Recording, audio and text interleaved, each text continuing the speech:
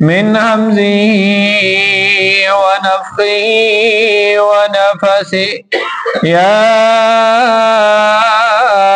أيها الذين آمنوا اتقوا الله حق تقاته ولا تموتن إلا وأنتم مسلمون يا أيها الناس اتقوا ربكم الذي خلقكم من نفس واحدة وخلق منها زوجها وبث منهما رجالا كثيرا ونساء واتقوا الله الذي تساءلون به والأرحام إن الله كان عليكم رقيبا يا أيها الذين آمنوا اتقوا الله وقولوا قولا سديدا يصلح لكم أعمالكم ويغفر لكم ذنوبكم ومن يطع الله ورسوله فقد فاز فوزا عظيما إن الله وملائكته يصلون على النبي يا أيها الذين آمنوا صلوا عليه وسلموا تسليما اللهم صل على محمد وعلى آل محمد كما صليت على إبراهيم وعلى آل إبراهيم إنك حميد مجيد اللهم بارك على محمد وعلى آل محمد كما باركت على إبراهيم وعلى آل إبراهيم إنك حميد مجيد رب اشرح لي صدري ويسر لي أمري واحلل عقدة من لساني يفقهوا قولي رب زدني علما رب زدني علما رب زدني علما۔ مختصر سی حمد و ثنا کے بعد تمام قسم کی تعریفات، تکبیرات، بڑائی، جلالت اور عظمت اللہ ملک العلام ذوالجلال والاکرام کے لیے، لاکھوں کروڑوں درود و سلام آمنہ کے لال سرور کونین، ساقی کوثر، شافع محشر جناب محمد مصطفیٰ صلی اللہ علیہ وسلم کی ذات اقدس مقدس کے لیے کروڑوں رحمتیں نازل ہوں، صحابہ کرام، اہل بیت، تابعین، تبع تابعین، محدثین اور علماء کی جماعت پر۔ معزز سامعین قدر، سابقہ خطبہ جمعہ کا آغاز جس موضوع سے کیا تھا وہ تھا مال کا فتنہ، کہ دنیا میں انسان کے پاس جس قدر مال ہوگا، جس قدر وہ دنیا میں مال اکٹھا کرنے کی کوشش کرے گا، اس قدر اس کے لیے آزمائشیں، فتنے، پریشانیاں اور مصیبتیں دگنی چگتی ہوتی جائیں گی۔ دنیا میں بھی اس کے لیے اس مال کی حفاظت کی صورت میں پریشانیاں ہوں گی، اور آخرت میں بھی اگر وہ اس مال کے ذریعے اپنے رب کو راضی نہ کر سکا، اللہ کے راستے میں اس کی خوشنودی کے لیے اس مال کو خرچ نہ کیا اور اس کو جمع ہی جمع کرتا رہا، تو آخرت میں بھی اس کے لیے خسارہ ہی خسارہ ہوگا۔ سامعین وقار، ابتدائی چند باتیں آپ کے گوشے گزار کر دی تھی۔ آج ہم یہ بات جاننا چاہیں گے کہ مال کیسے فتنہ بن سکتا ہے۔ لازمی بات ہے، دنیا میں آنے والا ہر شخص یہ چاہتا ہے کہ اس کے پاس روپے پیسوں کی صورت میں مال ہو، اس کے پاس پراپرٹی کی صورت میں کچھ انویسٹمنٹ ہو، کچھ سیونگز ہو، مختلف طریقوں سے وہ اپنے پاس مال جمع دیکھنا چاہتا ہے۔ لیکن جاننا یہ ہے کہ ہمیں کیسے پتا چلے گا کہ کون سا مال فتنہ ہے اور کون سا مال فتنہ نہیں ہے۔ اگر ہم عمومی طور پہ یہ بات کر دیں کہ مال سارا کا سارا فتنہ ہی ہے، تو پھر تو ہر شخص کو فقیر ہونا لازم آتا ہے۔ کوئی شخص اپنے پاس کچھ بھی جمع نہ رکھے۔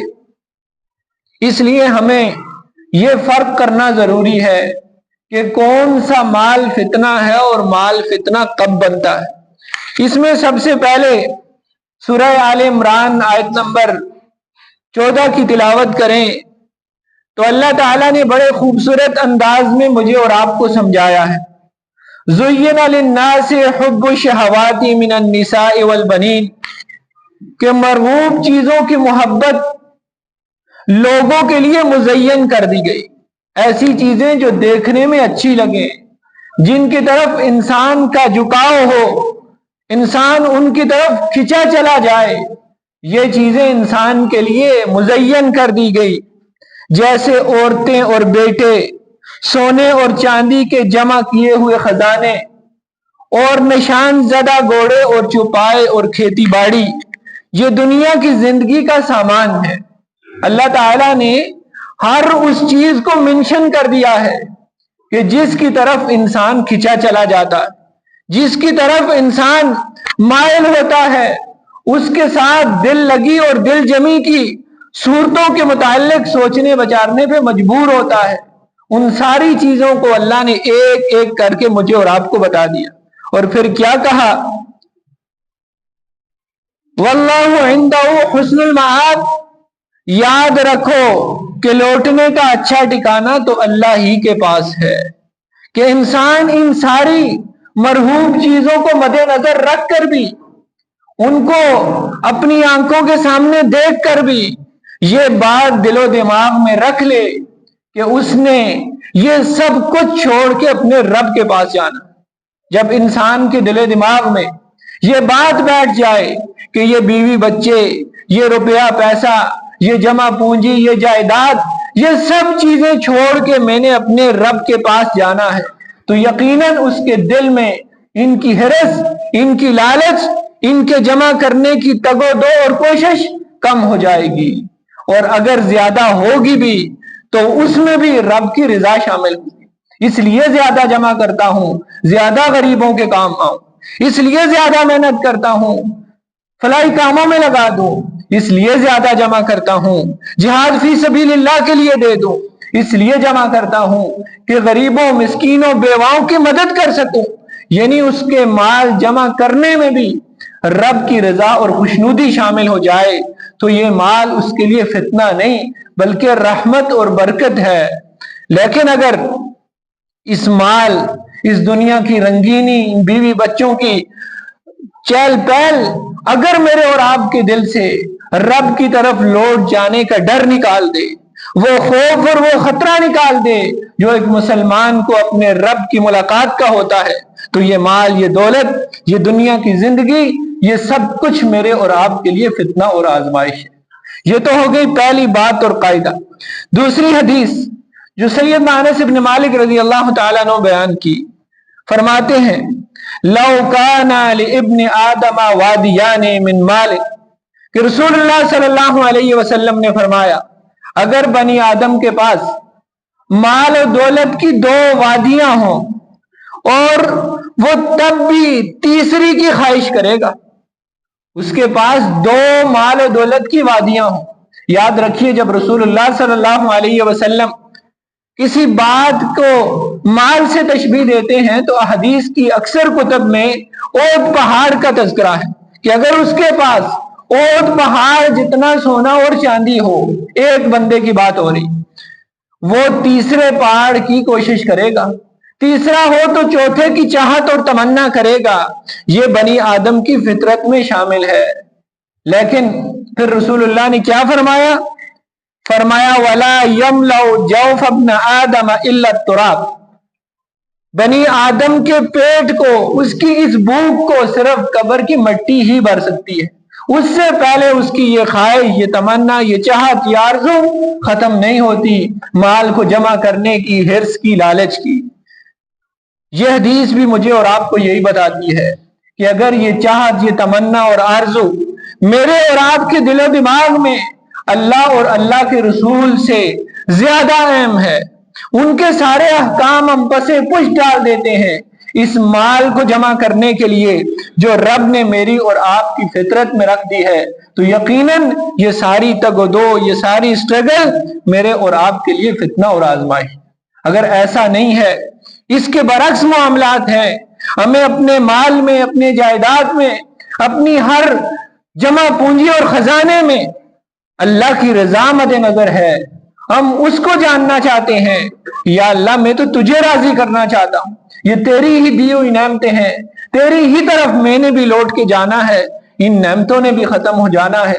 تو پھر وہ نعمتیں، وہ خزانے، وہ سب کچھ اللہ کی طرف سے عطا کرتا نعمتیں ہیں، پھر وہ میرے اور آپ کے لیے فتنہ اور آزمائش نہیں۔ سیدنا ابو ہریرہ رضی اللہ تعالیٰ عنہ حدیث کے راوی فرماتے ہیں کہ بنی آدم ایسا نہیں ہے کہ بچپن میں اسے مال سے محبت ہو یا جوانی میں ہو بڑھاپے میں چھوڑ دے، بلکہ جب وہ جیسے جیسے عمر میں آگے بڑھتا ہے اس کے ساتھ معاملہ یہ ہوتا ہے کہ مال سے محبت بھی بڑھ جاتی۔ کتنے ایسے لوگ ہوتے ہیں ان کی بالکل ایسی حالت ہوتی ہے کہ بندہ کہے کہ انہوں نے تو 1 2 4 دن بھی مزید نہیں رہنا، لیکن وہ بات کریں گے تو یہی اس پلاٹ کا کیا ہوا، ان پیسوں کا کیا ہوا، اس جگہ کے بارے میں بتائیے اس کا کیا ہوا، اس کے ساتھ کوئی ڈیل بنی یا نہیں بنی۔ حالانکہ اس وقت اس بندے کو تو رسول اللہ کا وہ فرمان مجھے اور آپ کو بھی یاد کرنا چاہیے، کیا کہ جب انسان کی داڑھی کے بال سفید ہونا شروع ہو جائیں تو یہ اس کے لیے الارم ہے کہ اب اسے آخرت کی تیاری شروع کر دینی چاہیے۔ یہ رسول اللہ کا صحیح حدیث میں فرمان ہے کہ آپ کی داڑھی کے سر کے بال سفید ہو جائیں، یہ الارم ہے آپ کے لیے کہ آپ اپنی دنیا سے محبت کو ذرا کم کر دیں، آخرت کی تیاری شروع کر دیں، اللہ کے ساتھ اپنے تعلق کو مضبوط کر دیں۔ لیکن دوسری طرف میری اور آپ کی محبت ان بالوں کے آنے کے بعد زیادہ بڑھ جاتی ہے، زیادہ جمع کرنے کا انسان کو جو ہے وہ سسٹم شروع ہو جاتا ہے۔ اس کی دلیل رسول اللہ کا یہ فرمان ہے قلب الشیخ شاب علی حب اثنین، کتنے پیارے الفاظ ہیں، سنیں کہ بوڑھے بندے کا دل 2 چیزوں پہ جوان ہو جاتا ہے۔ رسول اللہ کے الفاظ کا چناؤ دیکھیے کہ بندہ بوڑھا ہوتا ہے 2 چیزوں پہ اس کا دل جوان ہو جاتا ہے۔ وہ کون سی ہیں؟ حب العیش والمال، زندگی اور مال سے محبت بڑھ جاتی ہے۔ جیسے ہی بڑھاپا آتا ہے اسے زندگی اور اچھی لگنے لگتی ہے، وہ چاہتا ہے مجھے اور ملے، مجھے اور ملے، اور مال اسے اچھا لگنے لگتا ہے کہ وہ مال کو خوب جمع کر لے۔ اگر میرے اور آپ کے ساتھ بھی یہ معاملہ ہے کہ ہمیں جیسے جیسے وقت گزرتا ہے مال سے محبت ہو رہی ہے تو یقیناً یہ اچھی خبر نہیں ہے، یہ مال، یہ زندگی میرے اور آپ کے لیے آزمائش اور فتنہ ہے۔ اگر معاملہ اس کے برعکس ہے، صدیق اکبر والا بڑھاپا ہے میرے اور آپ کا کہ سب کچھ رسول اللہ صلی اللہ علیہ وسلم کی ایک آواز پہ لٹا دیا۔ کہا تھا نا عمر فاروق رضی اللہ تعالیٰ عنہ نے، ایک وقت تھا کہ رسول اللہ صلی اللہ علیہ وسلم جب بھی فنڈ کے لیے اعلان کرتے عمر کی جیب خالی ہوتی، ابو بکر صدیق مجھ سے زیادہ ہی دیتے۔ ایک موقع ایسا آیا کہ رسول اللہ نے فنڈ کا اعلان کیا تو میں عمر اتنا خوش ہوا کہ آج تو میں نے ابو بکر سے آگے ہی نکلنا ہے، آج میرے گھر میں ماشاءاللہ بہت کچھ ہے، آ کے رسول اللہ کے سامنے رکھ دوں گا اور اس نیکی میں آج میں سر فہرست ہوں۔ دیکھیے ذرا مقابلہ چیک کیجئے، بڑھاپے میں دونوں صحابہ کے درمیان کیا مقابلہ ہے، مال کی محبت مجھے اور آپ کو کتنی ہے، ان کو کتنی کی، خوشی دیکھیے کہ آج میں زیادہ دوں گا، آج میرے پاس زیادہ ہے۔ لیکن معاملہ کیا ہوتا ہے، حضرت عمر فاروق آتے ہیں رسول اللہ کی بارگاہ میں، اپنے گھر کا آدھا سامان پیش کر دیتے ہیں، حضرت محمد صلی اللہ علیہ وسلم نے پوچھا عمر گھر کیا چھوڑا؟ کہ اللہ کے رسول آدھا سامان آدھی چیزیں گھر کو چھوڑ کے آیا ہوں اور آدھی آپ کی دربار میں پیش کر دی اور خوش ہیں کہ آج تو ابو بکر صدیق مجھ سے زیادہ نہیں دے سکتے کیونکہ میں نے گھر کا آدھا حصہ 50% اللہ کے راستے میں دے دیا۔ اب کیا ہوا؟ حضرت ابو بکر صدیق آئے رضی اللہ تعالیٰ عنہ، یہ بوڑھے صحابہ میں آتے ہیں، انہیں ان کے پاس مال کی محبت دیکھی اور میں اور آپ دیکھیں، آ کر گھر کا سارا سامان رسول اللہ کی جولی میں رکھ دیا۔ رسول اللہ نے پوچھا ابو بکر کیا چھوڑ کے آئے ہو؟ کہا اللہ اور اللہ کے رسول کا نام چھوڑ کے آیا ہوں، کچھ نہیں چھوڑا، سب کچھ آ کے آپ کے پاؤں میں رکھ دیا ہے۔ حضرت عمر فاروق نے پھر اپنا ہاتھ اپنے ماتھے پہ مارا کہ میں کبھی بھی ابو بکر صدیق سے نیکی میں آگے نہیں بڑھ سکتا۔ یہ بڑھاپا اگر میرا اور آپ کا ہے، اگر آخری عمر میں جوانی میں کسی بھی وقت اللہ کے راستے میں مال کے لیے اپیل ہے، اللہ کے راستے میں لگانے کا وقت ہے، تو مجھے اور آپ کو اگر یہ دل، یہ دماغ یا دیگر دنیاوی رکاوٹیں روکتی نہیں ہیں تو یہ مال میرے اور آپ کے لیے فتنہ نہیں ہے۔ اگر میرے اور آپ کا ہاتھ 10 روپے کے نوٹ پہ جاتا ہے، جیب میں ہزاروں کے نوٹ پڑے ہیں، اگر ہم سب سے پھٹا پرانا نوٹ نکال کے مسجد کے چندے میں دیتے ہیں نا، تو سمجھ لیجئے کہ یقیناً اللہ اور اللہ کے رسول کے ان بیانات کے سامنے میرا اور آپ کا مال فتنہ اور آزمائش ہے۔ یہ باتیں بڑی کھوٹی ہیں، بڑی مشکل لگتی ہیں بندے کو کہتے ہوئے اور بتاتے ہوئے، لیکن معاملہ یہی ہے، حقیقت یہی ہے کہ اس مال کی محبت نے مجھ سے اور آپ سے دنیا اور آخرت کا ہر سکھ اور ہر چین چھین لیا ہے۔ اور پھر آگے دیکھیے کہ مال کب انسان کے لیے مزید فتنہ اور آزمائش بنتا ہے۔ ہر سٹیپ پہ مجھے اور آپ کو اپنا معائنہ کرنا چاہیے کہ کہیں میرا تھوڑا یا زیادہ مال میرے لیے فتنہ تو نہیں ہے۔ یہ دوسری بات ہے، یہ بلکہ حدیث کی روشنی میں تیسری بات ہے۔ رسول اللہ صلی اللہ علیہ وسلم کے صحابی حدیث سے پہلے بات کو ایک جملے میں سمجھ لیں تاکہ آپ کو سمجھ آ جائے۔ حلال اور حرام کی تمیز کیے بغیر جو مال جمع کیا جائے وہ بھی آزمائش اور فتنہ ہوا کرتا ہے۔ یہ ایک سٹیٹمنٹ ہے جس کو ہر بندہ بڑا بوڑھا سمجھ سکتا ہے۔ اب حدیث میں سنیے، یاتی علی الناس زمان، رسول اللہ صلی اللہ علیہ وسلم نے 1450 سال قبل کہا لوگوں پر ایک زمانہ ایسا آئے گا لا یبال المرء ما اخذ منہ، کہ انسان یہ بھول جائے گا، یہ پرواہ کیے بغیر مال کو جمع کر لے گا کہ اس نے وہ مال کہاں سے لیا، ام من الحلال ام من الحرام، کہ حلال کے ذریعے سے کمایا یا حرام کے ذریعے سے۔ یہ جانچ پڑتال کرنا، یہ تحقیق کرنا لوگ بھول جائیں گے، اس وقت لوگوں پہ مال کا فتنہ برپا کر دیا جائے۔ آج کے زمانے میں میں اپنے گریبان میں جھانکوں، آپ اپنے گریبان میں جھانکیں کہ ہم کیا اپنے آمدنی کے ذرائع کو کبھی ٹٹولتے ہیں؟ کبھی رات کو بستر پہ بیٹھ کر سوچا ہے کہ میں آج دن کو 2000 روپے کمائے، 5 کمائے، 8 کمائے، 1000 کمایا، آیا کہ یہ حلال ہے کہ نہیں؟ خود اپنے ضمیر میں یہ فیصلہ پھینک کے دیکھیں۔ اگر جواب آتا ہے کہ بھائی القاسب و حبیب اللہ آپ نے محنت کی، صحیح کسب حلال کیا، محنت اور مشقت کر کے پیسے کمائے، تو اللہ کے ہاں آپ پسندیدہ ترین شخص ہیں، یہ آپ کے پیسے حلال ہیں، آپ کے لیے مال فتنہ نہیں ہے۔ اگر شام کو جیب میں پڑے پیسے اگر آپ کو سوچنے پہ مجبور کر دیں، بھائی یہ چیز تو میں نے دھوکے سے بیچ دی، اس چیز پہ تو میں نے جھوٹی قسم اٹھا کے بیچ دی، یہ تو میں نے 200 روپے کا کام 2000 میں کر دیا، یہاں پہ تو میں نے فلاں طریقوں سے غلط طریقے اپنا کر یہ پیسے، یہ روپے جمع کر لیے، تو یقیناً یہ مال میرے اور آپ کے لیے فتنہ ہے، اور یہ فتنہ دنیا اور آخرت میں انسان کو تباہ و برباد کرتا ہے۔ اب یہ ایسا پوائنٹ ہے کہ میں اور آپ اس کو آج کے زمانے میں سوچتے نہیں ہیں۔ یہ حدیث الفاظ ہی اس کے اتنے پیارے ہیں، یاتی علی الناس زمان، لوگوں پر ایک زمانہ آئے گا، اور وہ زمانہ آج کا زمانہ ہے، وہ زمانہ میرا اور آپ کا زمانہ ہے کہ ہم اپنی آمدن کے اوپر دوسری نظر نہیں ڈالتے، نظر ثانی نہیں کرتے، دیکھتے نہیں ہیں کہ یہ آمدن آئی ہے، میں اس کو کس طریقے سے خرچ کرنے لگا ہوں، کدھر سے آیا، یہ سوال ہی نہیں۔ پیسے آ گئے، بیگم کے ساتھ بیٹھ کے مشورہ ہو رہا ہے ان کو کہاں لگائیں، اب بتائیے خرچ کہاں کرنے ہیں، اس پہ تو مشورہ ہو جائے گا کسی قریبی سے، کسی اپنے مخلص دوست سے، یہ مشورہ نہیں ہوگا آئے کہاں سے۔ کوئی پوچھے تو بس جی اللہ تعالیٰ دینے والا ہے، रज़ाक है, जब चाहता है दे देता है। मेरे और आपके पास ऐसी वजूहात होती है अगले बंदे को मुतमईन करने के लिए।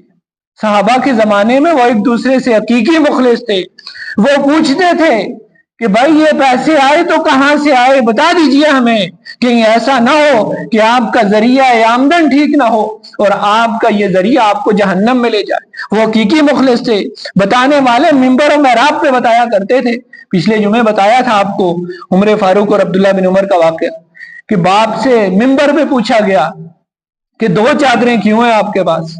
हुकूमत वक्त का जो हुक्मरान होता है उससे कोई पूछ सकता है खुतबे के दौरान कि आपके कपड़े कितने पैसों के हैं और पैसे कहां से आए।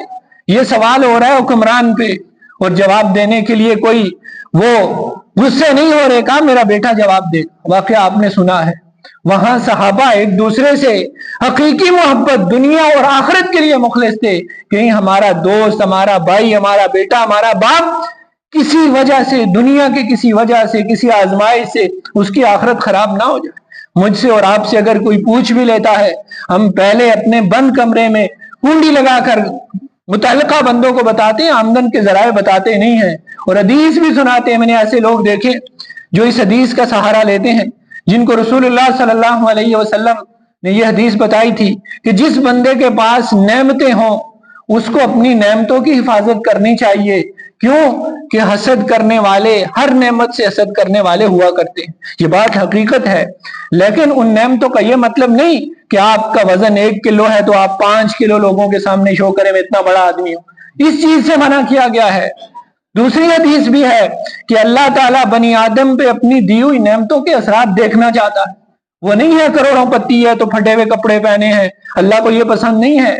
अल्लाह जो नेमतें देता है उनका इस्तेमाल देखना चाहता है कि मेरे बंदे किस तरीके से मेरी नेमतों का शुक्रिया अदा करते।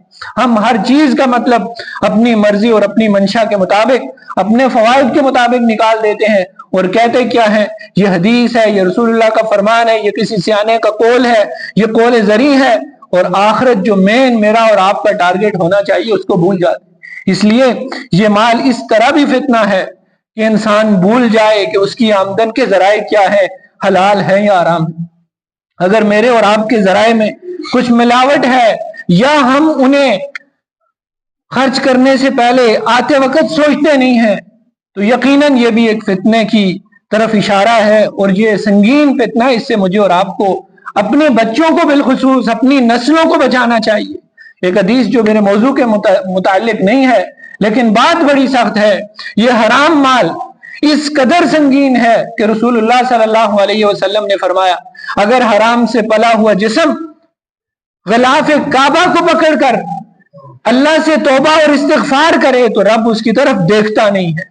तो अगर मेरे और आपकी हराम की कमाई से पले हुए मेरे और आपके बच्चे कल रब को राजी करना चाहें, गलाफ पकड़ पकड़ के राजी करें, रब उनको राजी ना हो, उनको अल्लाह मुआफ ही ना करे, तो मेरे और आपसे बदनसीब कौन हो सकता है कि जो अपनी औलाद को वो रुपया, वो पैसा, उस माल से तरबियत करके गया, उससे परवरिश करके गया कि उसने उसका वो दरवाजा ही बंद कर दिया कि वो रब से माफी मांगे।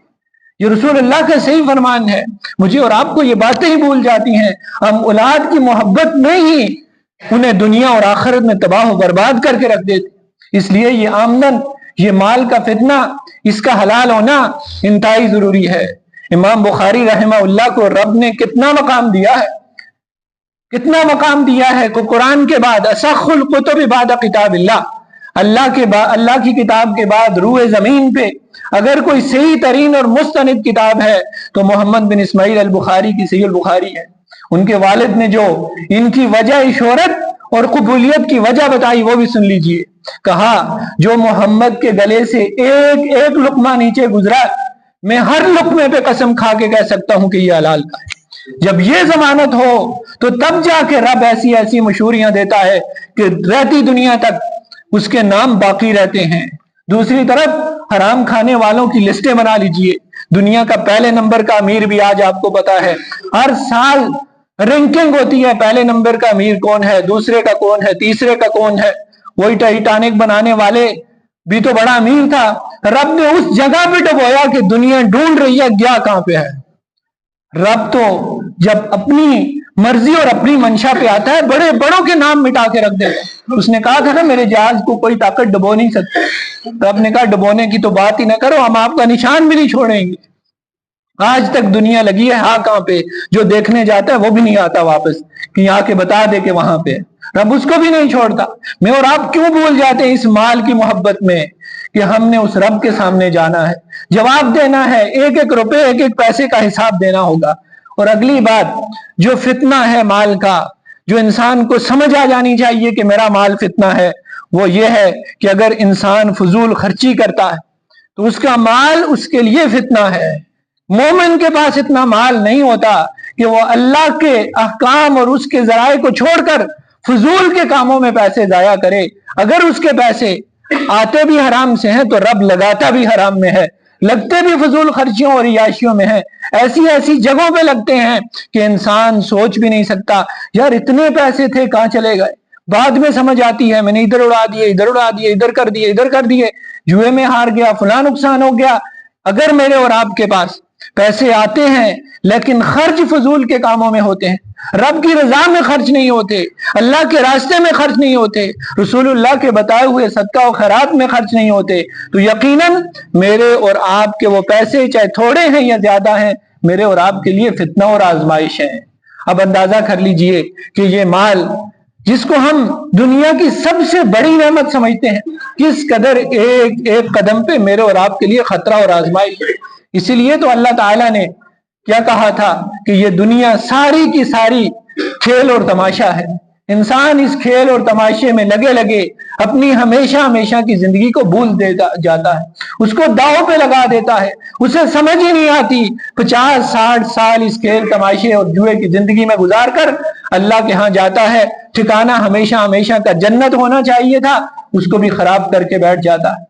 اس لیے اس مال کی محبت کو اپنے دل و دماغ سے نکال دیجیے، اپنے ذرائع آمدن کے اوپر نظر ثانی کیجیے، اپنے بچوں کو مد نظر رکھ کر اپنے ذرائع پہ نظر ثانی کر لیجیے کہ کہیں میں جس بچے کی پرورش کر رہا ہوں اللہ کے ہاں کل جب یہ توبہ کرے، استغفار کرے، رب کو منائے تو اللہ کہیں سے اس لیے ریجیکٹ نہ کر دے کہ تیرا تو جسم ہی حرام کے پیسوں سے پلا ہے، اس لیے تیری تو کوئی قبولیت نہیں ہے۔ یہ بات دل و دماغ میں رکھیں، حقیقی محبت کرنے والے ماں باپ یقیناً آپ تھوڑے کے گزارا کر لیں گے، آپ مانگ کے کھا لیں گے، فقیروں والی زندگی گزار لیں گے۔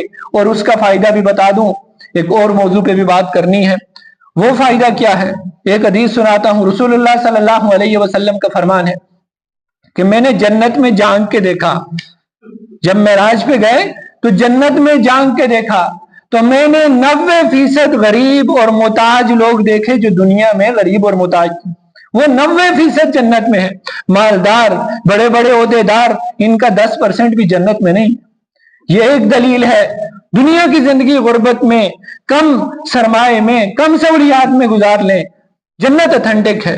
اور دوسری حدیث رسول اللہ صلی اللہ علیہ وسلم کی کہ میں نے فقراء، مساکین اور محتاجوں کو اللہ تعالیٰ کے اس فرمان کے مطابق کہ 500 سال پہلے یہ لوگ امیروں کی نسبت جنت میں جائیں گے، 500 سال پہلے۔ کیونکہ امیر ہوتا ہے نا بندہ، ہر چیک پوسٹ پہ کھڑے ہوتے ہیں، ہاں جی بھائی یہ گاڑی اتنی مہنگی ہے، کہاں سے آئی، کیا ہے، سب کچھ، ہزاروں چیک پوسٹیں ہیں، تو کیا جنت میں جانے سے پہلے فرشتے کچھ چیک اپ نہیں کریں گے آپ کا؟ پوچھیں گے نہیں کہاں سے آ رہے ہو، کون ہو، پاسپورٹ ہے، ویزا ہے، کس طرف جا رہے ہو؟ وہاں پہ بھی اسی طرح چیکنگ ہوگی۔ جب آپ کے پاس پیسے والا سسٹم ہی نہیں ہے، حرام والی کوئی بات ہی نہیں ہے، پیسے اتنے ہے ہی نہیں کہ کہاں پہ خرچ کیے ہیں، کوئی نہیں ہے، چلو جی چلتے جاؤ، راستے کھلے ہیں سیدھے جنت میں۔ اور مال کا حساب دیتے دیتے 500 سال گزر گئے اور وہ لوگ 500 سال سے جنتوں میں ہیں، اور مجھے اور آپ کو ٹھوکریں کھانی ہیں کہ ہم اس پیسے کا جواب دے دیں۔ اس لیے اگر چاہتے ہیں کہ میری دنیا بھی سکھی ہو اور آخرت میں بھی اللہ تعالیٰ مجھے اور آپ کو 500 سال پہلے جنت میں پہنچائے، جنت ہمارا ٹھکانہ ہو، تو اپنی آمدن پہ نظر ثانی کر لیجیے۔ میں نے یہ نہیں کہتا اپنے اثاثے بیچ دیجیے، کیوں؟ میں پہلے بتا چکا ہوں، صحابہ میں بھی امیر ترین صحابہ تھے، مثالیں آپ نے سنی ہیں۔ کوشش کیجیے اپنی حلال آمدن سے اپنے رب کو راضی کیجیے، اس کے راستے میں خرچ کیجیے، اس کے نام پہ دیتے جائیے۔ آپ سے رب 2.5% مانگتا ہے زکوٰۃ کی صورت میں، اللہ 10%، 20%، 50%، 100% دینے والا ہے، کیونکہ خزانے اسی کے ہاتھ میں، وہ جس کو جب چاہے دینے پہ آئے تو پل بھر میں زمین سے اٹھا کے آسمانوں پہ پہنچا دے، اور لینے پہ آئے تو تب بھی اس کی قدرت ہے، کوئی اس سے پوچھنے والا نہیں۔ اللہ تعالیٰ سے دعا ہے اللہ تعالیٰ مجھے اور آپ کو قرآن و حدیث پر عمل کرنے کی توفیق عطا فرمائے۔ وآخر دعوانا الحمدللہ۔